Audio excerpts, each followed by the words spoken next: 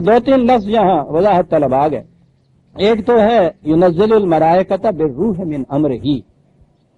روح کا لفظ ہمارے ہاں آج تک بھی وہ جو روح ہوتی ہے نا آدمی کی کہتے ہیں روح نکل جاتی ہے مرنے کے ساتھ, پھر روح کہاں بھٹکتی پھرتی ہے,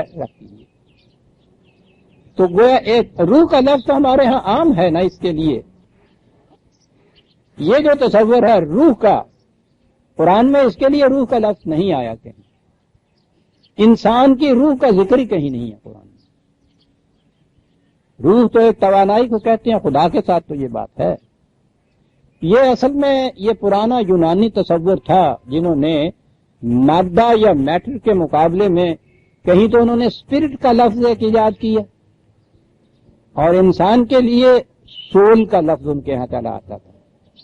یہ سول ہے جس کو روح کہا جاتا ہے. اور پھر یہی چیز یونانی ترجمے جب ہوئے ہیں ہمارے ہاں فلسفے میں عباسیوں کے دور میں, تو ان کی ان اصطلاحات کے ترجمے عربی زبان میں ہوئے تو وہاں اس کا ترجمہ روح کر دیا انہوں نے, اور وہاں سے یہ بات چلی آئی. میں کہتا ہوں قرآن کریم کے بلند علمی مقام کے اندازے ان چیزوں سے بھی لگ سکتے ہیں کہ 1400 سال پیشتر جب اگر تصور تھا کوئی انسان کا طبی زندگی کے علاوہ روح کا ہی تصور تھا. یونانی تصور عام تھا اس دور کے اندر, تو دوسرا تصور ہی نہیں تھا. قرآن روح کا لفظ انسان کے لیے استعمال نہیں کرتا, کہیں استعمال نہیں کیا اس نے. وہ اس زمانے میں اس کے لیے نفس کا لفظ استعمال کرتا ہے جس کے معنی انسانی ذات کے ہوتے ہیں. اور زمانے کو ابھی 1400 سال 1300 سال کم از کم یا 1000 سال کا انتظار کرنا تھا جب اس دور میں پہنچ کے بھی یہ لفظ جو ہے سیلف کا لفظ یہ اس دور میں آیا. یہاں وہ سول اور اسپرٹ آپ دیکھیں گے الگ ہٹ گئی بات.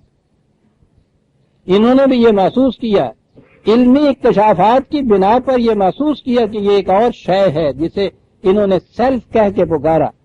اور آج کے دور کی جو آپ کے ہاں کی علم النفس جسے کہا جاتا ہے, انہوں نے بھی نہ اسپرٹ کا لفظ دیا نہ سول کا لفظ دیا, حتیٰ کہ مائنڈ بھی وہ پیچھے چھوڑ گئے. انہوں نے سائیکی کا لفظ ایک نیا تراشا. اور یہ وہ ہے کہ جس نے قرآن نے 1400 سال پیشتر جسے نفس کہہ کے پکارا تھا, روح کا استعمال نہیں کیا تھا, حالانکہ عام مروج تھا یہ لفظ. اور ہمارے ہاں تو آج تک بھی یہ مروج. اور اس لیے بھی ہے کہ یہاں سے وہ روحانیت کا پھر ایک تصور آپ کے ہاں آتا ہے. قرآن میں نہ روح انسانی کا لفظ ہے نہ روحانیت کا کوئی ذکر ہے. روح کا لفظ وحی کے لیے استعمال ہوتا ہے. یہ وہ جو مشہور آیت ہمارے ہاں کوٹ کر دی جاتی ہے نا, یسألونک عن الروح قل الروح من امر ربی وما اوتیتم من العلم الا قلیلا 17/85, کہ تجھ سے روح کی بابت دریافت کرتے ہیں, ان سے کہو کہ روح من امر ربی خدا کے امر سے ہے, تمہیں بہت تھوڑا علم انسان کو دیا گیا ہے. اور یہاں سے وہ بات پھر آ جاتی ہے کہ ہاں صاحب روح کا دیکھیے ذکر آ گیا, اور روح کی بات تو سمجھ میں کسی کے آ نہیں سکتی کیونکہ انسان کو تو بہت تھوڑا علم دیا گیا ہے. جو تھوڑا علم دیا گیا ہے تو اس کے بعد پھر روح کا تذکرہ کیا. یہاں بھی روح کے معنی یہ انسانی روح والی بات نہیں ہے.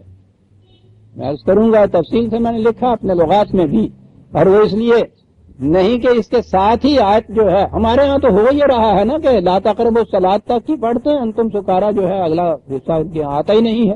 بھائی اتنا سا ٹکڑا کہیں سے لیا اور پھر لے بھاگے اس کو کہ دیکھیے صاحب یسألونک عن الروح, قرآن نے کہا روح کی بابت پوچھتے ہیں, ان سے کہہ دو کہ تمہیں بہت ایک تھوڑا علم دیا گیا ہے, روح نہیں ہے. من امر ربی کا اگلی آیت ہے وَلَا إِن شِئْنَا لَنَذْهَبَنَّ بِالَّذِي أَوْحَيْنَا إِلَيْكَ, کہ یہ وہی تیرے فکر کی تیرے خیال کی پیدا کردہ چیز نہیں ہے روح کی, یہ تو ہماری مشیت ہمارے امر کی چیز ہے. ہم چاہیں تو یہ سارے کا سارا علم لے جائیں, آگے بات ہی نہ چلے تمہارے. یعنی وہی کا لفظ اگلی آیت کے اندر پڑا ہوا ہے یہ, لیکن سند یہاں سے لائی جاتی ہے روح کی, انسانی روح کے لیے. میں نے عرض کیا ہے کہ اس کے معنی وہی خداوندی ہے, اور وہ اس لیے ہے کہ اس میں اتنی قوت ہوتی ہے وحی کے ذریعے جو قانون دیا، قانون کی بڑی قوت ہوتی ہے، بشرطے کے پیچھے ایک قانون کو نافذ کرنے والی ایک قوت ہو جسے خدا کہا جاتا ہے، بڑی قوت ہے۔ اسی لیے اس کو قرآن نے الروح کہہ کے وحی کو تعبیر کیا ہے الروح سے۔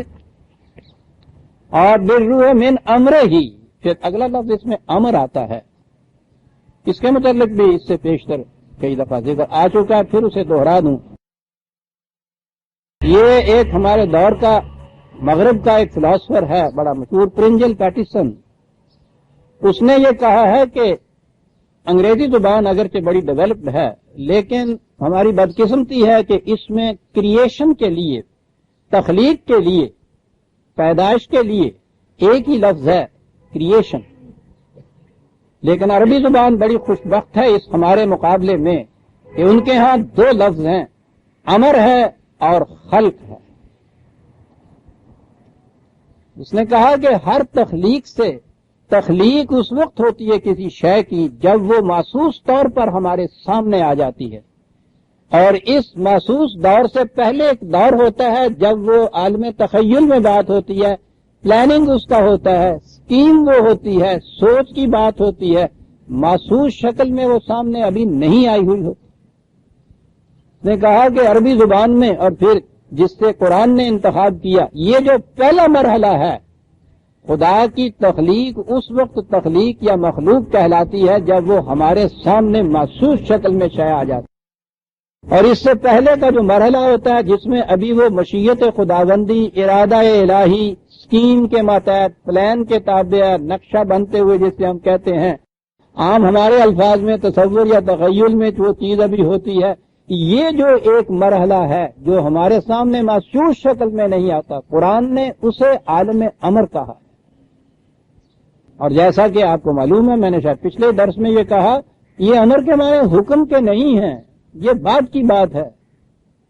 امیر جسے کہتے ہیں وہ ہمارے ہاں، اب تو امیر وہ مفلس کے مقابلے میں آ گیا نا، بڑا امیر ہے، پھر امیر کبیر ہے، اور اگر یہ نہ بھی ہو تو ہمارے ہاں امیر جماعت جسے کہتے ہیں وہ بھی اس کے لیڈر کو کہتے ہیں، اس کے حکم دینے والا۔ عربی زبان میں اس کے معنی بڑے عجیب، اس کے معنی ہے ڈائریکشن دینے والا۔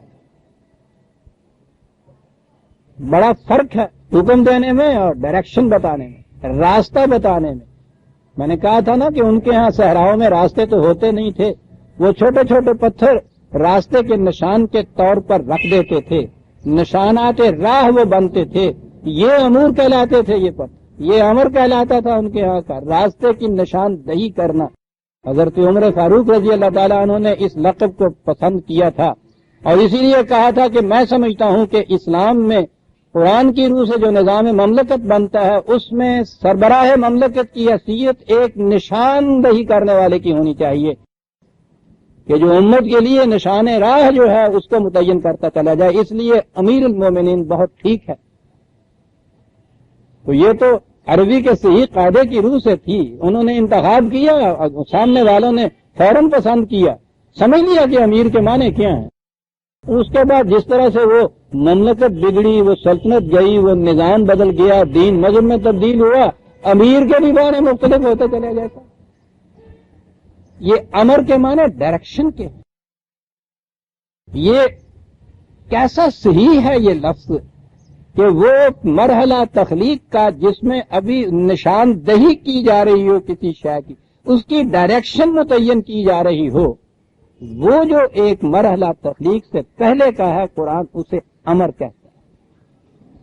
اور جب وہ کوئی شے محسوس شکل میں آتی ہے وہ عالم خلق ہوتی ہے۔ قل الروح من امر ربی، اس کا تعلق تمہارے عالم مخلوق سے نہیں ہے۔ انسان کی فکر کی پیدا کردہ بھی کوئی چیز ہوگی تو وہ تخلیق کے مرحلے میں آ جائے گی، اور وہی تو فکر انسانی کی بھی مخلوق نہیں۔ تو کہا اس کا سرتاسر تعلق اس امر سے ہے جو محسوس مخلوق شکل میں تمہارے سامنے نہیں آتا، وہاں سے یہ ڈائریکشنز ملتی ہیں تمہارے لیے نبی کی وساطت سے، من امر ہی علی من یشاء من عبادہ ہی، اور اس کے لیے طریق یہ ہے کہ وہ ہر فرد کے اندر نہیں رکھ دی جاتی، جانداروں مویشیوں اور جانداروں کی طرح حیوانات کی طرح جبلت یا انسٹنکٹ نہیں ہوتی یہ چیز، بلکہ وہ اپنے بندوں میں سے جسے اس منصب جلیلہ کے لیے منتخب کر دیتا ہے اس کی طرف یہ وحی آتی ہے جس کا تعلق عالم امر سے ہے۔ اس کی وہی یہ تھی کہ انذروا انہ لا الہ الا انا، ہم یہ اس کو وہی بھیجتے تھے کہ ان سے آگاہ کر دو، انہیں وارننگ دے دو، تنذیر و انذار ان کی طرف یہ کر دیجئے کہ ہمارے سوا کائنات میں کسی کا اقتدار نہیں۔ اس لیے تم جو اپنے ذہن میں یہ وہم لیے بیٹھے ہو کہ ہمیں بچا لیں گے، یہ تمام ہمارے بڑے بڑی ہستیاں، شخصیتیں، لیڈر، معبودان باطل سب غلط۔ کہا تم یہ اتنا سا گوشہ انسانی تخلیق کا، اس کے اندر یہ سمجھتے ہو کہ خدا کے قوانین کے سامنے روک بن کے کھڑے ہو جانے والی کوئی قوتیں ہوں گی؟ تم جانتے نہیں ہو کہ خدا کی کائنات کتنی بڑی ہے۔ خلق السماوات والارض بالحق،